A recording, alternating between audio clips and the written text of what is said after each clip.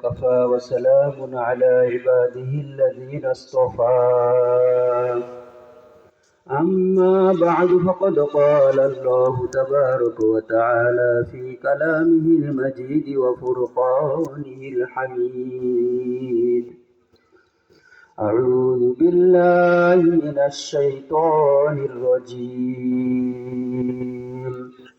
بسم الله الرحمن الرحيم وكونوا مع الصادقين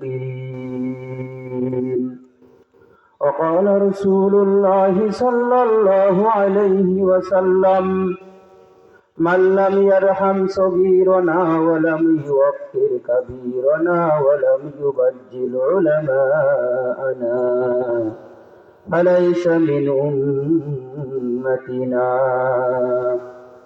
أو كما قال عليه الصلاة والسلام. وقال الله تبارك وتعالى في شان حبيبه ومحبوبه آمرا ومخبرا إن الله وملائكته يصلون على النبي يا أيها الذين آمنوا صلوا عليه وسلموا تسليما. اللهم صل على روح محمد في الأرواح وعلى جسد محمد في الأجساد وعلى قبر محمد في القبور. সমস্ত প্রশংসা, সমূহ প্রশংসা, সমগ্র প্রশংসা সেই মহান রব্বুল আলামিনের দরবারে, যিনি আমাদেরকে মাদ্রাসার বার্ষিক মাহফিলের 2 দিনব্যাপী মাহফিলের দ্বিতীয় দিনে এবং সর্বশেষ অধিবেশনে আমাদেরকে বসে কোরআন এবং হাদিসের আলোকে কিছু কথা বর্ণনা করা এবং শ্রবণ করার তৌফিক দিলেন। সে মহান রব্বুল আলামিনের দরবারে কালেমাতুশ শুকর আদায় করে বলে আলহামদুলিল্লাহ। শুকরিয়া 2 প্রকার, একটা হলো শুকরিয়া জবানি আর একটা হলো শুকরিয়া আমালি। আল্লাহ রব্বুল আলামিনের দরবারে শুকরিয়া জবানির থেকে শুকরিয়া আমালির দাম বহু বহু গুণে বেশি দাম। শুকরিয়া জবানি হলো আল্লাহ তাআলা আমাদেরকে মাদ্রাসার বার্ষিক মাহফিল এবং পাগড়ি প্রদানের অনুষ্ঠানে হাজির হওয়ার, উপস্থিত হওয়ার তৌফিক দিয়েছেন, এই জন্য সুবহানাল্লাহ আলহামদুলিল্লাহ বললাম। আর শুকরিয়া আমালি হলো এই এক মুবারক মাহফিল, 2 দিনব্যাপী মাহফিলে যা কিছু আলোচনা হলো সেগুলো যারা আলোচনা করেছেন এবং আমরা যারা শ্রবণ করেছি, আর পাগড়ি প্রদান অনুষ্ঠানে আমাদের সন্তানেরা যারা পাগড়ি গ্রহণ করিলেন হেফজ শেষ করে, এবং যিনি প্রদান করলেন, প্রত্যেকের এক একটা দায়িত্ব আছে, আমল। যারা আমরা উপস্থিত হয়েছি, যা কিছু কথা বলা হয়েছে এইগুলো আমার 3.5 হাত বডির ভিতরে সেট করা। আর যারা পাগড়ি গ্রহণ করলো তাদের আমলি শুকরিয়া হলো এই পাগড়ি নিয়ে হেফজ সমাপ্তি করে আমাদের ইলমে নববী অন্বেষণ করা বা তলব করা, যে একটা স্টেজ আছে, স্টেজ এখানেই সমাপ্ত হয় নাই, মাধ্যমিক স্তর আছে, শুধুমাত্র প্রাথমিক স্তর এটা শেষ হলো। এলেমের একটা মাধ্যমিক স্তর আছে, উচ্চ স্তর আছে। সেই স্তরগুলো অর্থাৎ মাওলানা হতে হবে, দাওরা হাদিস পাশ করতে হবে, দাওরার পরে আরো টাকা আছে, তাকাসসুস বিভাগ আছে, তাকাসসুস সেগুলো গ্রহণ করতে হবে। এগুলো হলো যারা আমরা পাগড়ি গ্রহণ করলাম। আর যারা আমরা এই অনুষ্ঠানে উপস্থিত হয়েছিলাম, যাদের সন্তান আছে তো আলহামদুলিল্লাহ, আর যাদের সন্তান এখনো আমরা মাদ্রাসার দিতে পারি নাই, তাদের আমাদের শুকরিয়া হলো আমাদের সন্তানদেরকেও হাফেজ বানানো। তার কারণ জনাবে রাসূলুল্লাহ সাল্লাল্লাহু আলাইহি সাল্লাম বলেছেন, একজন হাফেজ সে 10 জন মানুষকে সুপারিশ করে জান্নাতে নিয়ে যাবে। সুবহানাল্লাহ। যদিও আমরা জান্নাতও চাই না, জাহান্নামও চাই না, তার কারণ আকীদার কিতাবের ভিতরে আছে শরে আকায়েদ নসুফিতে আল জান্নাতু ওয়ান নারু মাখলুকাতান আল আন মাওজুদাতান। জান্নাত আর জাহান্নাম হলো আল্লাহ রাব্বুল আলামিনের সৃষ্টি, এই দুটো এখনো উপস্থিত আছে। আমরা তো চাই জান্নাত এবং জাহান্নামের বানানেওয়ালা আল্লাহ তাআলাকে কি বলে? আল্লাহুল মাওলা ফালাহুল কুল, तू मेरा सब मेरा फलक मेरी जमीन मेरी, अगर एक तू नहीं मेरा कुछ नहीं मेरी। তুমি আমার, সবই আমার, আকাশ আমার, জমিন আমার, যদি এক তুমি না হও আমার কপাল পোড়ার নাই কিছু আর আছে কিছু। জান্নাত দো जोग से यार अब क्या करो, आरज़ू है मैं तुझे देखा करो। জান্নাত আর জাহান্নাম দিয়ে আমি কি করব? হে দয়াময় আল্লাহ তাআলা, আমার সবচেয়ে বড় পাওয়া, সবচেয়ে বড় চাওয়া সেটা হলো আমি জানো তুমি আল্লাহর সাথে দিদার করতে পারি। সুবহানাল্লাহ। और गिलमान नियामते हैं जितना तू, सबसे बढ़कर नियामते दीदार तू। জান্নাতের মধ্যে আল্লাহ তাআলার বিশেষ বিশেষ অনুগ্রহ থাকবে, গিফট থাকবে, হাদিয়া থাকবে, তোহফা থাকবে। সেখানে সবচাইতে বড় গিফট হলো আল্লাহ রাব্বুল আলামিনের সাথে দিদার। আমরা চাই কি চাই না বলেন? শায়েখ আহমদ ফারুক সিরহিন্দি মুজাদ্দিদ আল-ফসানি রহমাতুল্লাহ আলাইহি তার মাকতুবাত শরীফ কিতাবের ভিতরে লিখতেছেন, বিশালে উরিয়ান, অবাধ মিলন, অবিশ্রান্ত ধারায় মিলন, অনধিকাল ধরে মিলন। এক নবী আল্লাহকে বলে, আল্লাহ একটু দাও না তোমার মিলন। আল্লাহ বলে, লাং তারানি, তুমি আমার দিদার পাবে না, এ কখনো সম্ভব নয়। অথচ আমরা যে পয়গম্বরের, যে নবী, যে রাসূলের উম্মত, সেই নবীকে আল্লাহ তাআলা ডাকে নিচ্ছেন, নিতে নিতে নিতে এত নিকটে নিছে, নিয়ে বলে সুম্মা দানা, হাবিব আর বিচ্ছেদ সহ্য হয় না, সুম্মা দানা আপনি আরো নিকটে আসেন, সুম্মা দানা আপনি আরো নিকটে আসেন। কোরআন বলে, ফাকানা কাবা কাউসাইনি আও আদনা, তীর আর ধনুক যত নিকটে থাকে তার সে বড় নিকটে, সবচাইতে বেশি নিকটে জনাবে মুহাম্মদুর রাসূলুল্লাহ সাল্লাল্লাহু আলাইহি ওয়াসাল্লাম আল্লাহ তাআলার চলে গিয়েছেন।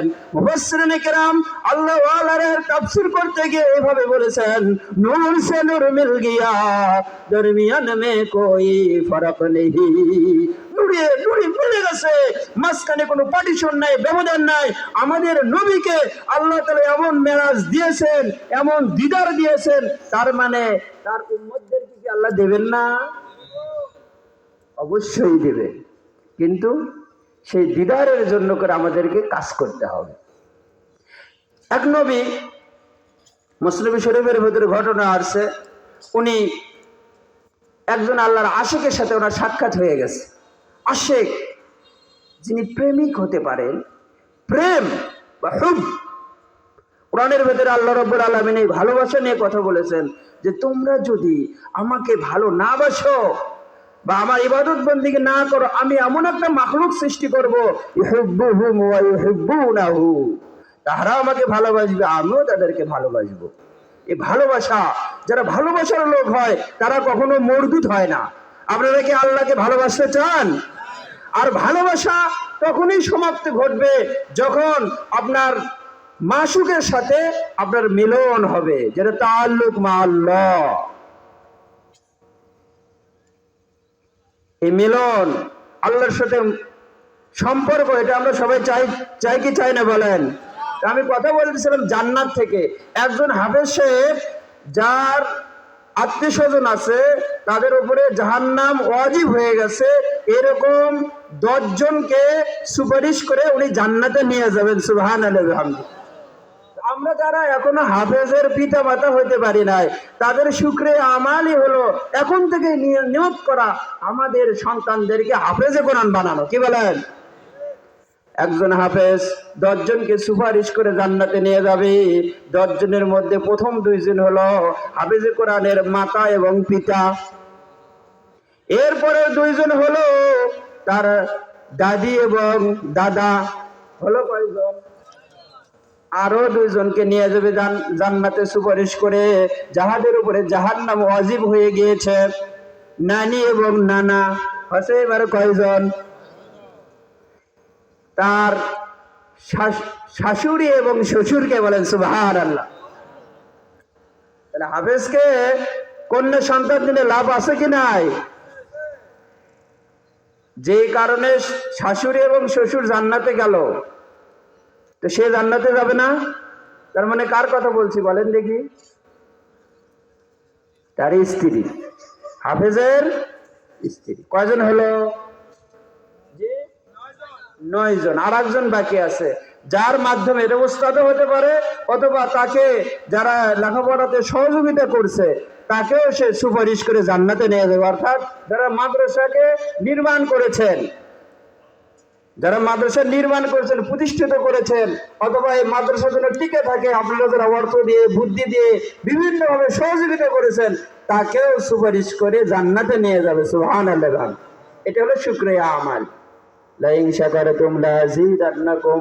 আল্লাহ বলতেছেন তোমরা যদি নিয়ামত পেয়ে শুকরিয়া আদায় করো, আমি অবশ্যই নিয়ামতকে বৃদ্ধি করে দিব। শুকরে নিয়ামতে দাবুজুকুনাত, কুফরে নিয়ামতে জবিরুকুনাত। আমরা যদি নিয়ামত পাওয়ার পরে শুকরিয়া আদায় না করি, আল্লাহ বলতেছেন ইন্না আযাবি লাশাদীদ, নিশ্চয় আমার শাস্তি অত্যন্ত ভয়ঙ্কর। কেমন আপনারা জানেন? পুরা পৃথিবীর বাদশা ইতিপূর্বে শুনছেন আপনারা। কয়জন ছিল? আমি শুনছি স্পিকারে, লাউড স্পিকারে ঘর থেকে ইতিপূর্বে আলোচনা হয়েছে। 2 জন কে ছিল? মুসলমান আর 2 জন কাফের। 2 জন মুসলমান, 2 জন কাফের। আমি একজন কাফেরের কথা বলছি, তাকে আল্লাহ রাব্বুল আলামিন ন্যাংরা মশা দিয়ে ধূলিসাৎ করে দিয়েছেন, তাই না? আর একজন আছে, এগুলো কেন করেছেন আল্লাহ তাআলা? ওই যে নিয়ামতের শুকরিয়া আদায় না করার কারণে। তো আপনাদের এলাকায় যে মাদ্রাসা হয়েছে, অথবা আল্লাহ রাব্বুল আলামিন আপনাকে যে আল্লাহ সন্তান দিয়েছেন, এই মাদ্রাসাকে সহযোগিতা করা এবং সন্তানকে হাফেজে কোরআন বানানো, এটা হলো কি আজকের এই অনুষ্ঠানের বা এই মাহফিলের শুকরিয়া আমালি। শুকরিয়া। তাহলে আমি আপনাদেরকে অন্য একদিকে নিয়ে যেতে চাচ্ছি, এই জন্য আমি কোরআনুল কারীমের একটা আয়াতের অংশ বিশেষ তেলাওয়াত করেছি। আল্লাহ বলতেছেন ওয়াকুনু মা'আস সাদিকিন, যারা আল্লাহ তাআলার সাদিকিন বান্দা আছেন তাদের তোমরা সহবত অবলম্বন করো। এই সহবত এত দামি আমল, এত দামি আমল, কোন মাখলুককে আল্লাহ জান্নাতে দেবেন না, মানুষ আর জিন ছাড়া, তাই তো? কিন্তু এই সহবতের মাধ্যমে একটা কুকুর জান্নাতে যাবে, বলেন সুবহানাল্লাহ। তার কোনো আমল নাই, কোরআনুল কারীমের মধ্যে তার নামও আছে সূরা কাহফে, ভিন্ন কোনো আমল নাই। শুধু যারা আল্লাহ ওয়ালা, যারা সাদিকিন বান্দা, তাদের সহবত, শুধু সহবত, কোনো আমল নাই। এই জন্য মাওলানা জালালউদ্দিন রুমি রহমতুল্লাহ আলাইহি মসনবী শরীফের মধ্যে বলতেছেন, আর মসনবী শরীফ এমন একটা কিতাব, এমন একটা কিতাব, এই কিতাবের ভূমিকার মধ্যে শুরুতে প্রারম্ভে উনি নিজেই বলছেন, মসনবী কোরআন আস্ত বাজবানে পেহলবি। মসনবী হলো ফার্সি ভাষায় কোরআন। এই জন্য আমাদের দাওরার বছরে আমাদের শায়েখ হযরত আল্লামা শাহ আহমদ শফি রহমতুল্লাহ আলাইহি দাওরার ছাত্রদেরকে উনি মসনবী শরীফের তালিম দিতেন। সুবহানাল্লাহ। এই মসনবী শরীফের মধ্যে আল্লামা জালালউদ্দিন রুমি রহমতুল্লাহ আলাইহি বলতেছেন, এক জামানা সোহবতে বা আউলিয়া বেহতর আজ 100 সাল তোয়াত বিরিয়া। আমরা 100 বছর বাঁচবো, এরকম কেউ আছেন এখানে? যদি থাকে দেখেন হাত তোলেন যে হ্যাঁ হুজুর আমি 100 বছর বাঁচবো। গ্যারান্টি আছে? আছে কারো গ্যারান্টি? 1 সেকেন্ডের গ্যারান্টি নাই। সেখানে 100 বছরের আমরা কি কল্পনা করতে পারি? তারপরেও মাওলানা রুমি রহমতুল্লাহ আলাইহি বলতেছেন, আমরা যদি কিছু সময় এই সাদিকিন বান্দাদের সহবত গ্রহণ করি, কিছু সময়, অল্প সময়, আল্লাহ রাব্বুল আলামিন 100 সালে তোয়াত, 100 মানে 100 সাল, সাল হলো বৎসর, যে 100 বছর একমাত্র খুলুসিয়তের সাথে নির্ভেজাল ভাবে আল্লাহর ইবাদত বন্দেগী করলে যা না পাওয়া যাবে তার সে বেশি ফজিলত মর্তবা আল্লাহ রাব্বুল আলামিন আমাদেরকে দিয়ে দেবেন। সুবহানাল্লাহ। এরকম একটা মাহফিলে আমরা উপস্থিত হতে পেরেছি, তাহলে এটারও শুকরিয়া আদায় করতে হবে। এটা শুকরিয়া কি শুধু সুবহানাল্লাহ আলহামদুলিল্লাহ? হ্যাঁ, এই আয়াতের তাফসীরের মধ্যে আল্লামা আলুসি বাগদাদী রাহমাতুল্লাহ আলাইহি রুহুল মাআনিতে বলতেছেন, একটা গাধা যদি লবণের খনিতে পড়ে যায়, তার প্রাণ না থাকলে কিছুদিন থাকার পরে আস্তে আস্তে লবণে রূপান্তরিত হয়ে যায়। তো আল্লাহওয়ালাদের সহবত এত সময় পর্যন্ত আপনারা গ্রহণ করবেন যতক্ষণ পর্যন্ত আপনি আল্লাহওয়ালা না হতে পেরেছেন। অর্থাৎ সহবত এত পরিমাণ সময় গ্রহণ করতে হবে যাতে করে আমি নিজে আল্লাহওয়ালা হয়ে যাই। একজন আল্লাহওয়ালা হওয়ার নিয়ত করছে, বুখারী শরীফের ভেতরে তার ঘটনা এসেছে, হুমুল জুলাসা লা ইয়াশকান জালিসুহুম, যে তারা আল্লাহ তাআলা এমন বান্দা, তাদের মজলিসে যারা বসে, তাদের সহবতে যারা থাকে, তারাও মাহরুম যায় না, অর্থাৎ বঞ্চিত হয় না। তার মানে আপনারা যারা এখানে বসেছেন অবশ্যই আল্লাহ তাআলার পক্ষ থেকে নির্বাচিত বান্দা। কি বলেন? তো এই যে সহবত, আর সহবতের মাধ্যমে সদেকিন হওয়া খুব একটা যে কঠিন বিষয় তা কিন্তু নয়, সহজ। আমাদের মাদ্রাসাগুলোতে যখন বাচ্চারা আসে তখন আমরা 1 নম্বর হাদিস শিক্ষা দিই। হাদিসটা হলো আখলিস দীনাকা ইয়াকফিকাল আমালু না কাসির, আমালুল কলিল। কলিল মানে কি? খুব বেস্ট, বেশি না কম? কম। তোমার দিনকে খাঁটি করো, অল্প আমলই তোমার মুক্তির জন্য যথেষ্ট হইবে। না আমল বেশি রাখবে? ভালো করে বুঝেন, ভালো করে বুঝেন। আমল বেশি না আমল কম? রাসূল কি বললেন? আবার পড়েন, আখলিস দীনাকা ইয়াকফিকাল আমালুল কলিল, তোমার দিনকে খাঁটি করো, অল্প আমলই তোমার মুক্তির জন্য যথেষ্ট হয়ে যাবে। আখলিস ওয়ার্ডের মধ্যে একাধিক জায়গাতে আসছে আলা লিল্লাহি দীনুল খালিস, আল্লাহ নির্ভেজাল দিন চান, আলা লিল্লাহি দীনুল খালিস। অন্য জায়গায় আসছে মুখলিসিন লাহুদ্দিন, আল্লাহ দিনের খুলুসিয়াত চান, এই খুলুসিয়াতের সাথে অল্প আমলই যথেষ্ট। সুবহানাল্লাহ বিহামদি। এমন একটা আমল আছে কোরআনে আল্লাহ বলছেন, সে আমল কাসির। কাসিরুন কাসিরাতুন মানে বেশি, আর কলিলুন কলিলাতুন মানে কম। ওই এক আমল ছাড়া কোরআন এবং হাদিসের মধ্যে কোনো আমলকে আল্লাহ রাব্বুল আলামিন কাসির বলেন নাই, বা রাসূল সাল্লাল্লাহু আলাইহি সাল্লাম কাসির বলেন নাই, বেশি বেশি করো এই কথা বলেন নাই। যেমন আমরা যদি ফাজাইলে জিকিরের অধ্যায়ে মিশকাতে দেখি বা বুখারীতে দেখি, রাসূল বলতেছেন, এ শোনো সাহাবে ইকরাম, আমি কি তোমাদেরকে নামাজের থেকে বড় একটা আমলের কথা বলবো? মনোযোগ আকর্ষণ করছেন। তো সাহাবারা, ইয়া রাসূলুল্লাহ বলুন, সে আমল আবার কি? নামাজের থেকেও বেশি তার ফজিলত। আল্লাহ রাসূল আবারও তাদেরকে মনোযোগ আকর্ষণের জন্য করে বলতেছেন, আমি কি তোমাদেরকে রোজার থেকে সবচেয়ে বড় একটা আমলের কথা বলবো? তখন সাহাবারা বলছেন, ইয়া রাসূলুল্লাহ আপনি বলুন। আবারও রাসূল বলতেছেন, আল্লাহর রাস্তায় দান খয়রাত করার থেকে সবচেয়ে বড় যে আমল, যার মর্যাদা আল্লাহর কাছে বেশি, এরকম আমলের কথা বলবো? সাহাবারা বলেন, ইয়া রাসূলুল্লাহ বলুন। আবারও রাসূল মনোযোগ আকর্ষণ করার জন্য করে বলতেছেন, এ সাহাবারা শোনো, আমি কি তোমাদেরকে এমন একটা আমলের কথা বলবো যে আমল করলে যে মানুষ আল্লাহর রাস্তায় যুদ্ধ করতে করতে শহীদ হয়ে গিয়েছে অথবা গাজী হয়ে ফেরত এসেছে, তার চেয়েও তো বড় ফজিলতপূর্ণ আমল, আল্লাহর কাছে বেশি দামি যে আমলের কথা বলবো? সাহাবারা কিরাম বলেন, ইয়া রাসূলুল্লাহ বলুন। এই আমলটাকে আল্লাহ রাসূল বেশি করতে বলছেন। আল্লাহ বলছেন কোরআনের মধ্যে একাধিক জায়গায় আছে, ইয়া আইয়ুহাল্লাযীনা আমানু যকুরুল্লাহা যিকরান কাসীরা। এই যে কাসীর শব্দ, হে আমার বিশ্বাসী বান্দারা, তোমরা আমার জিকিরকে বেশি করে করো। কিরকম বেশি? কোনো লিমিট নাই। আনলিমিট। আল্লাহ বলতেছেন কিয়ামা ওয়া কুদাও ওয়া আলা জুনুবিহিম, তোমরা বসে আসো অথবা তোমরা দাঁড়ায় আসো অথবা তোমরা শুয়ে আসো। মানুষের এই তিন হালত ছাড়া চতুর্থ কোনো হালত নাই। হয়তোবা মানুষ বসে থাকে, নতুবা শুয়ে থাকে, নতুবা দাঁড়ায় থাকে। তো এই তিন অবস্থায় আল্লাহর জিকির করতে বললেন, তার মানে কি সব সময়? কোনো লিমিট আছে? কোনো লিমিট নাই, আনলিমিট আল্লাহর জিকির করতে হবে। আর আনলিমিট জিকির একমাত্র মানুষ কলবের দ্বারাই করতে পারে, আর মোহর কলবের মধ্যেই মারা হয়। এজন্য কোরআনুল কারীমের মধ্যে আল্লাহ বলতেছেন খতামাল্লাহু আলা কুলুবিহিম, তাদের কলবের মধ্যে মোহর মারা হয়েছে।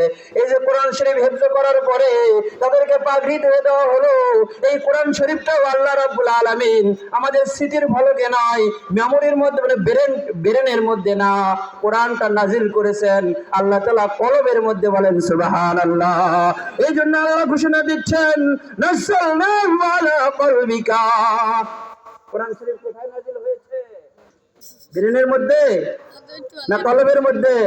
এই জন্য মিশকাত শরীফের ভেতরে হাদিসে আছে, আল্লাহ রাসূল বলতেছেন কিতাবুল ইলম আল ফাসলুস সালিস, 3 নম্বর অধ্যায়, আল ইলমু ইলমান, ইলম হলো দুই প্রকার, ইলমুন ফিল লিসান, প্রথম প্রকার ইলম হলো জবানি ইলম, মানুষ যেটা পড়ে পড়ে ব্রেনের মধ্যে ধারণ করে। রাসূলুল্লাহ সাল্লাল্লাহু আলাইহি সাল্লাম বলেন হাকাযা হুজ্জাতুল্লাহ ইবনে আদম, এই জবানি ইলম যতটুকু পড়ে পড়ে ব্রেনের মধ্যে ধারণ করছে ততটুকু আল্লাহর কাছে জবাবদিহি করতে হবে। এরপরে রাসূলুল্লাহ সাল্লাল্লাহু আলাইহি সাল্লাম বললেন ওয়া ইলমুন ফিল কলব, দ্বিতীয় প্রকার আরেকটা ইলম আছে, বিদ্যা আছে, যে বিদ্যাকে বললেন কলবি বিদ্যা। সুবহানাল্লাহ বলেন। তাহলে ইলম কয় প্রকার? হাদিস দ্বারা আমরা পেলাম মিশকাত শরীফ কিতাবুল ইলম 3 নম্বর অধ্যায়, একটা হলো জবানি ইলম আর একটা হলো কলবি ইলম। এরপরে রাসূল বলতেছেন হাকাযা ইলমুন নাফি, এই কলবি ইলমই হলো উপকারী ইলম। বলেন সুবহানাল্লাহ। তো এই ইলম, মানে আমি বলতেছিলাম মূলত জিকিরের কথা বা কলবের কথা। আল্লাহ তাআলা কোরআনুল কারীমের মধ্যে বলতেছেন খতামাল্লাহু আলা কুলুবিহিম, এটা তো বললামই, কলবের মধ্যে মোহর মারা হয়। আবার যত রোগ আছে সমস্ত রোগ থাকে কলবের মধ্যে, আল্লাহ সেটাও বললেন ফি কুলুবিহিম মারাদুন, তাদের কলবের মধ্যে রোগ থাকে। তাহলে এখন বলেন এই রোগ নিয়ে আমরা যদি নামাজ পড়ি, কোরআন তেলাওয়াত করি বা অন্যান্য ইবাদত বন্দেগী যেগুলো আছে আমরা ইবাদত নামে চিনি, একটাও কি কবুল হবে? কলবে যদি মোহর মারা থাকে এমন অবস্থায় যদি আমরা তাহাজ্জুদ পড়ি, সে তাহাজ্জুদ কি আল্লাহর দরবারে কবুল হবে? আবার একটা বুখারী মুসলিম শরীফের হাদিসের দিকে যাই, রাসূলুল্লাহ সাল্লাল্লাহু আলাইহি সাল্লাম বলতেছেন আল্লাযীনা ইয়াযকুরুনা রাব্বাহু ওয়াল্লাযী লা ইয়াযকুরু রাব্বাহু কামাসালিল হাইয়্যি ওয়াল মাইয়্যিত, যারা আল্লাহর জিকির করে আর করে না, এই দুই দলের মধ্যে পার্থক্য হলো জীবিত আর মৃত। যারা আল্লাহর জিকির করে তারা মৃত না জিন্দা?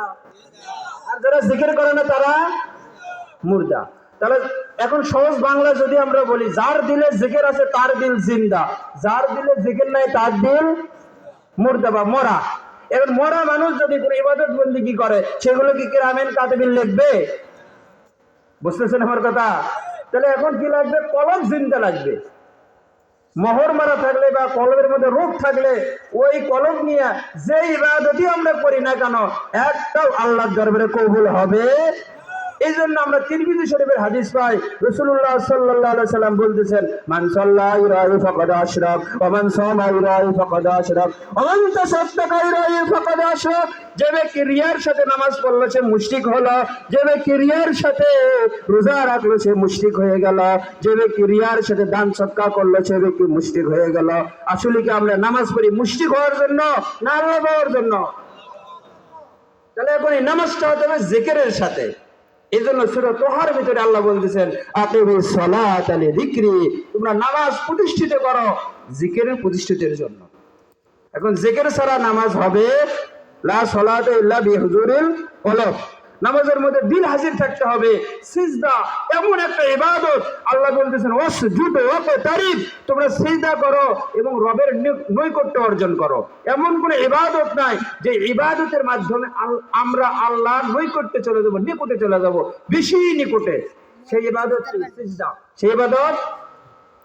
এখন সিজদা গেছি যে ধরেন মাগরিবের সালাত আদায় করতেছি, সিজদা যে পড়তেছি কি জিহ্বা ঠোঁট নড়ে সুবহান রাব্বিয়াল আলা, সুবহান রাব্বিয়াল আলা। আমার মনের মধ্যে চিন্তা হচ্ছে, ওহো গরুগুলো আমি তো রাখে আসছিলাম চরের ভিতরে, এখন নামাজ তো পড়তে আসছি, হুজুর কেমন প্রথম রাকাতে যে ক্যারাত ধরছে, দ্বিতীয় রাকাতে এরকম ক্যারাত ধরলে যে কুয়াশা পড়তেছে, গরুগুলোর কি হবে করতেছেন। আর গরুর ছবি আপনার কলমের মধ্যে, কপাল কোথায়? জমিনে। জবান ঠোঁট দিয়ে কি পড়তেছেন? সুবহান রাব্বিয়াল আলা।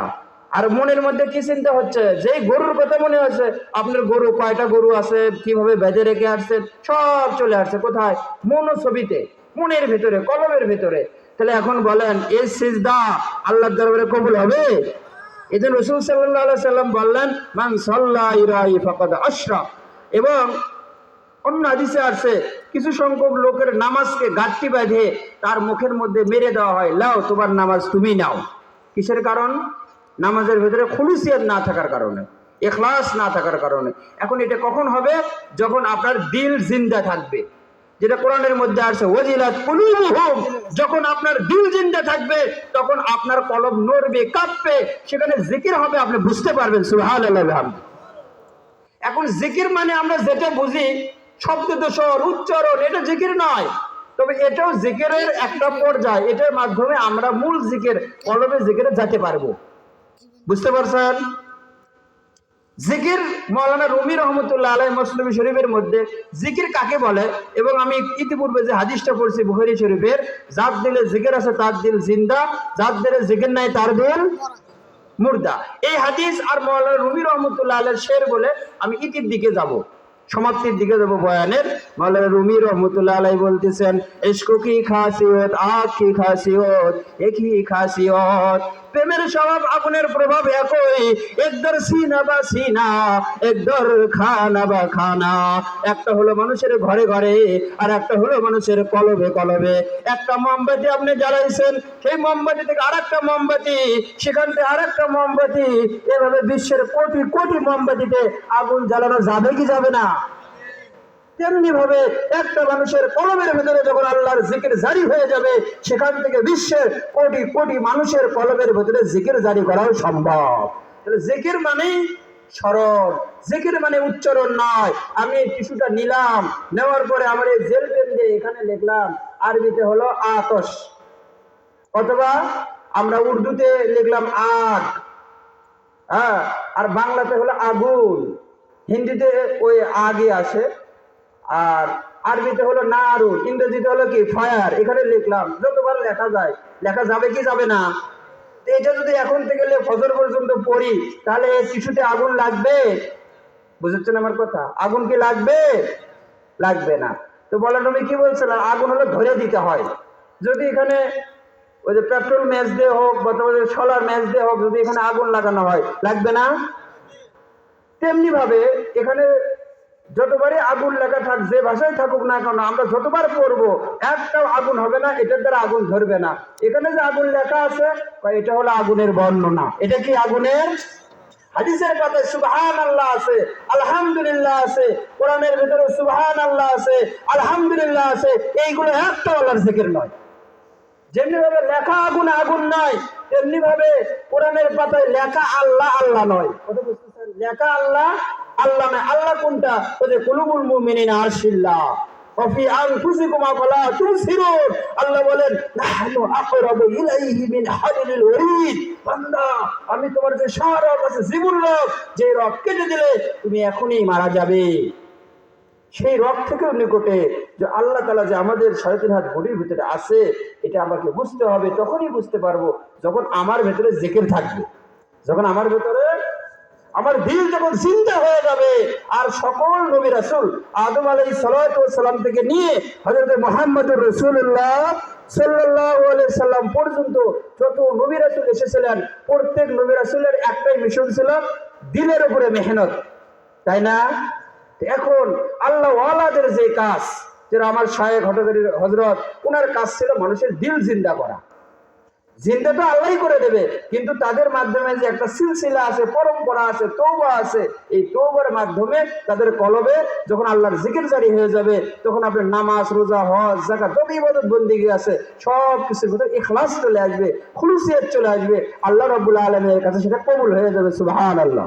তো এইরকম আল্লাহওয়ালা যার মাধ্যমে আপনার কলবে জিকির জারি হয়, এরকম আল্লাহওয়ালার সহবত গ্রহণ করে প্রত্যেকের কলবে আল্লাহ রাব্বুল আলামিন জিকির জারি হওয়ার তৌফিক দান করুন। সবাই বলেন আল্লাহুম্মা। কলসতে আছে যাহা ঢালিলে পড়িবে তাহা, কুল্লু ইলাহিন এটা রসহু বিমাফি বা ইয়ামজাহু বিমাফি। তো যার কলবে যা আছে, মানে যে বর্তনে যা আছে, এখানে এই প্লেটে আছে আদা, এখন যদি আমি ঢালি, আদা আর লবণ ছাড়া পানি বাইর হবে? না মধু পড়বে, না গুড় পড়বে, জিলাপি পড়বে? তো এরকম আল্লাহওয়ালা যার মাধ্যমে, যার সহবতে, যার কথোপকথনের মাধ্যমে বুঝবেন যে হে, ইনার মাধ্যমে আমার কলবে আল্লাহর জিকির জারি হবে। যিনি জিকিরের কথা বলেন, যিনি কলবের কথা বলেন, তার সহবত গ্রহণ করে তার মাধ্যমে আপনার কলবকে জিন্দা করতে হবে। যখন আপনার কলব জিন্দা থাকবে, আখিরাতের ঘাটি সময়ের মধ্যে থেকে প্রথম ঘাটি হলো কবর। সেখানে কি প্রশ্ন করা হবে? মান রব্বুকা। আমি যে পড়ে পড়ে যাই, আল্লাহ আল্লাহ পড়ে যায়, তাহলে কি ওখানে যে আল্লাহ বলতে পারবো? আমার এই ব্রেন কাজ করবে? এখন আপনাদের প্রত্যেকের ব্রেন কাজ করতেছে, এখন ঘরে যাইতে হবে, মোনাজাত হয়ে যাবে, বাড়িতে চলে যাব। আপনার বাড়ির দরজা বন্ধ আছে না খোলা আছে? ইটের বাড়ি না টিনের ঘেরা বাড়ি? চলে আসছে না? খেয়াল করেন, আসছে না? যেই বডিতে আসছে, বা আপনি ঘুম গেলে যেই বডিতে স্বপ্ন দেখেন, সেই বডিতে আপনার জিকির জারি থাকতে হবে। ওই যখন থাকবে আপনি বুঝতে পারবেন, তখন ওই যখন কবরে চলে যাবেন, এই ইন্না লিল্লাহি ওয়া ইন্না ইলাইহি রাজিউন, যেটাই থেকে আমরা এসেছি আবার শিখাই প্রত্যাবর্তন করবো, এই বডি না। এর ভেতরে একটা বডি, যেটা ইবনে মাজাহ শরীফেও আছে, বুখারীতেও আছে, এবং কোরআনের ভেতরেও আছে, যে যখন আপনার 43 দিন অতিবাহিত হয়ে যায়, তখন আপনার এই বডির ভেতরে রূহ ফুৎকার দেওয়া হয়। রূহ, এটা একটা বডি আছে, স্বপ্নে যে বডিটা আপনি দেখেন, তো এই বডিতে জিকির জারি লাগবে, আর ওই বডিতেই আপনাকে আলমে বরজকে প্রশ্ন করা হবে। তো আল্লাহ রাব্বুল আলামিন ওই বডিতে জিকির জারি করে নিয়ে, যখন জিকির জারি থাকবে, তখন আপনি এমনি এমনি উত্তর দিতে পারবেন। নতুবা যত ইবাদত বন্দেগী করি না কেন, একটা ইবাদতের মাধ্যমে আমরা কবরের ওই প্রথম প্রশ্নের উত্তর দিতে পারবো? তো ইবাদতকারী আমরা যদি অন্যদিকে যাই, সময় সংক্ষিপ্তের কারণে একটু করে শুধু বলে দেয়, পৃথিবীতে সবচাইতে বেশি ইবাদতকারী ছিল শয়তান। এর চেয়ে বড় আবেদ আর কেউ হতে পারবে না। সবচাইতে বড় আলেম ছিল পৃথিবীতে শয়তান। এটা থানভী সাহেব লিখছেন ইস্তিগফার কি ফজিলত, এই কিতাবের ভেতরে। সবচাইতে বড় আরেফ ছিল শয়তান, কিন্তু শয়তান আশেক ছিল না। 4 আইন থেকে শয়তানের মধ্যে 3 আইন ছিল, একটা আইন ছিল না। এই জন্য শয়তান মরদুদ। আমি আগেই বলছিলাম, যারা ভালোবাসার লোক হয়, যারা আশেক হয়, তারা কখনো আল্লাহর দরবার থেকে বঞ্চিত হয়। এখন ভালোবাসা থাকে কোথায়? কলবের মধ্যে। ও আল্লাহ বাইনা কুলুবিহিম, ভালোবাসা কলবে থাকে। আল্লাহ তো যেরকম গোপন, কলব গোপন। আমাদের কলবের মধ্যে শয়তান হাঁটু করে বসে থাকে। শয়তান কি দেখা যায়? শয়তান আমাদের বন্ধু না শত্রু? বুখারী শরীফের হাদিসের মধ্যে আছে, আর শয়তানু জাসিমুন আলা কলবি ইবনে আদম ফাইজা যাকারাল্লাহ খানাসা ওয়া ইজা গাফালা ওয়াসওয়াসা। শয়তান প্রতিটা আদম সন্তানের কলবের মধ্যে হাঁটু করে বসে থাকে। যখন সে আল্লাহর জিকির করে, শয়তান কলব ছেড়ে পালায়ে যায়। আবার যখন জিকির থেকে গাফেল থাকে, শয়তান আবার কলবে বসে বসে ধোঁকা দেয়। কলব যেরকম গোপন, শয়তানও গোপন। গোপন কলব থেকে গোপন শয়তানকে তাড়াইতে হবে, তারপরে গোপন আল্লাহর সাথে সম্পর্ক করতে হবে, গোপন ভালোবাসার মাধ্যমে। তাহলে জিকির কি লাগবে? দেখা জিকির যে হবে, না গোপন জিকির লাগবে? মানে কলবে জিকির। আল্লাহ রাব্বুল আলামিন আমাদেরকে কলবে জিকির জারি করে নিয়ে, যে সমস্ত আল্লাহ ওয়ালাদের সহবতে গেলে এটা পাওয়া যাবে, তাদের সহবত গ্রহণ করে আমাদের কলব জিন্দা করার তৌফিক দান করবেন আল্লাহুম্মা। সবাই সূরা ফাতিহা শরীফ একবার আর সূরা ইখলাস শরীফ 3 বার করে পাঠ করি। এখনই মুনাজাত হয়ে যাবে ইনশাআল্লাহ।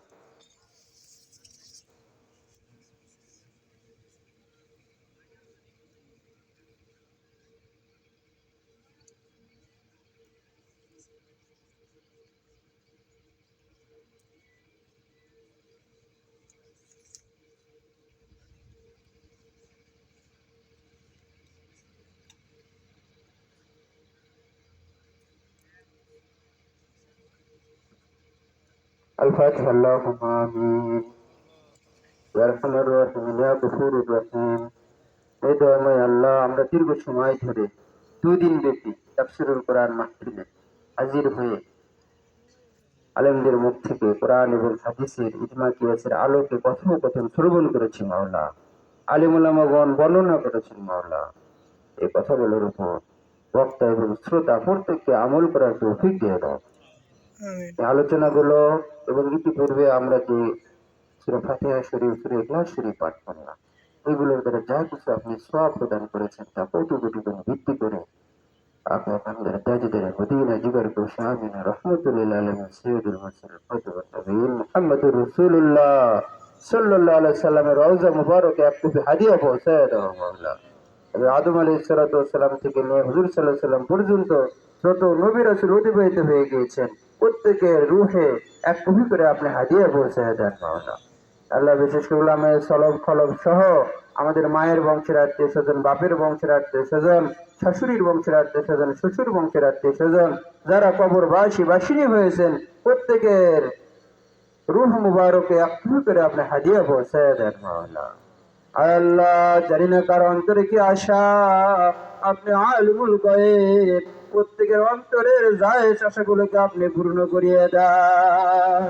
तेरी दर पर हाथ फैलाता है जो पाई लेता है हर मकसूद को। बंदा का एक हाथ है तेरा हजार हाथ, दूर ही से सदा दी बिसारे हाथ। इलाहल आलमीन बेनियाज तीनों दुनिया में हमारी कारसार।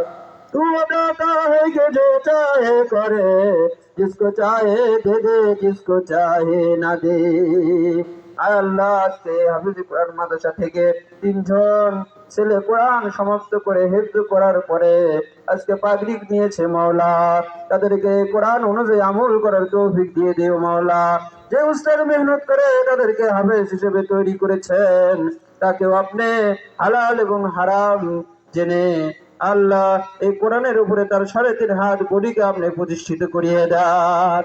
আমরা সবাই যেন কোরআনের উপরে প্রতিষ্ঠিত হইতে পারি, এই তৌফিক আপনি আমাদের প্রত্যেককে নসিব করিয়ে দেন।